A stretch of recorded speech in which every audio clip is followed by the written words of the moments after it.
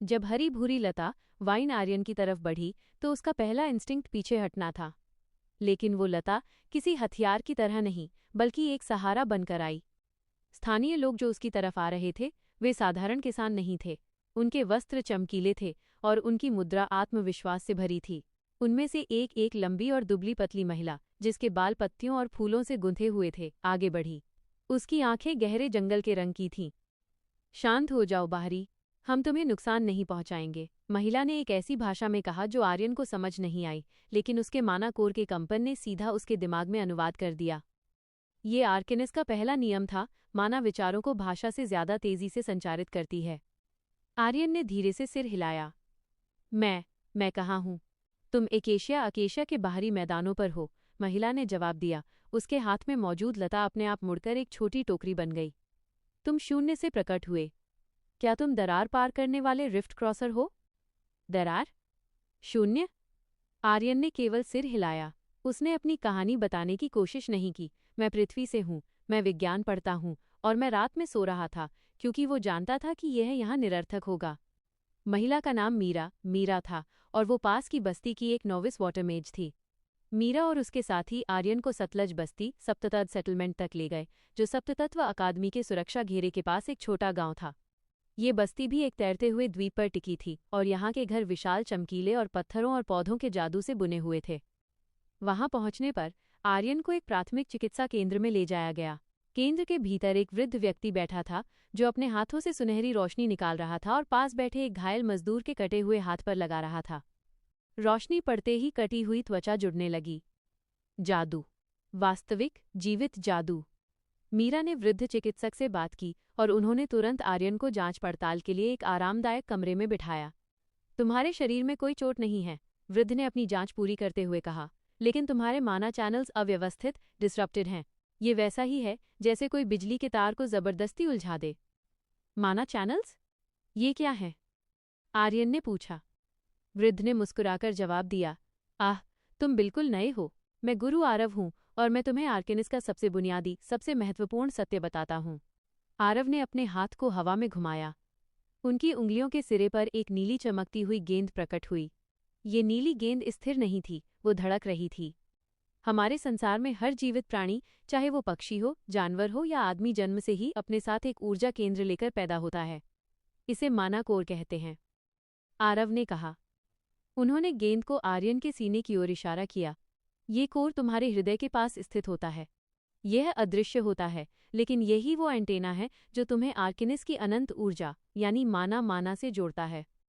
आर्यन ने अपने सीने में महसूस हो रही गुनगुनाहट को याद किया। तो ये कोर था। ये कोर ही तय करता है कि तुम किस तत्व एलिमेंट से जुड़ोगे, आरव ने जारी रखा। अधिकांश लोगों का कोर उन्हें केवल एक प्राथमिक तत्व से जोड़ता है, जैसे आग, पानी, हवा, पृथ्वी, बिजली, रोशनी या अंधकार। एक ही तत्व? हाँ, तुम इसे प्रकृति का नियम समझो। माना इतनी शक्तिशाली है कि एक कोर केवल एक तत्व की आवृत्तियों, फ्रीक्वेंसीज को ही संभाल सकता है। दो तत्वों को एक साथ नियंत्रित करने की कोशिश करना यह आत्मघाती है। आरव ने नीली गेंद को अपनी हथेली में वापस लिया। जब तुम कोर से माना खींचते हो तो वह माना चैनल से होकर गुजरती है। ये तुम्हारी नसें नहीं, बल्कि ऊर्जा के अदृश्य रास्ते हैं जो तुम्हारे पूरे शरीर में फैले हैं। मीरा ने बीच में जोड़ा, एक मजबूत कोर और साफ चैनल्स एक शक्तिशाली मेज जादूगर की निशानी है। आर्यन के दिमाग में अब चीजें व्यवस्थित होने लगी थीं। ये किसी विज्ञान के सिद्धांत से कम नहीं था, बस यहाँ ऊर्जा को माना कहा जाता था और उसके प्रभाव को जादू का स्तर तंत्र, द मैजिक लेवल सिस्टम। गुरु आरव ने इसके बाद उन्हें आर्केनिस के सामाजिक और जादुई ढांचे से परिचित कराया। यहाँ शक्ति और ज्ञान को मापा जाता है। तुम कोर में कितनी माना जमा करते हो और तुम अपने तत्व को कितनी महारत से नियंत्रित करते हो, यही तुम्हारा स्तर, लेवल तय करता है। 1. नोविस मेज, शुरुआती जादूगर। ये शुरुआती चरण है। नोविस को केवल अपने कोर को महसूस करना और अपने तत्व के सबसे बुनियादी स्पेल, जादुई क्रिया को कास्ट करना सीखना होता है। तुम्हारी वर्तमान स्थिति एक जागृत कोर वाले व्यक्ति की है, लेकिन अभी तुम नोविस भी नहीं हो। 2. इंटरमीडिएट मेज, मध्यवर्ती जादूगर। जब माना चैनल्स मजबूत हो जाते हैं तब तुम इंटरमीडिएट बनते हो।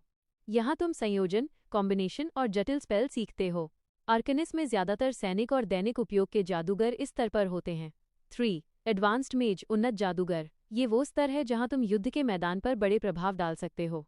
तुम अपने तत्व की पूरी क्षमता को अनलॉक करते हो और आर्टिफैक्ट्स, जादुई वस्तुएं का उपयोग करते हो। 4. ग्रैंड मेज, महान जादूगर।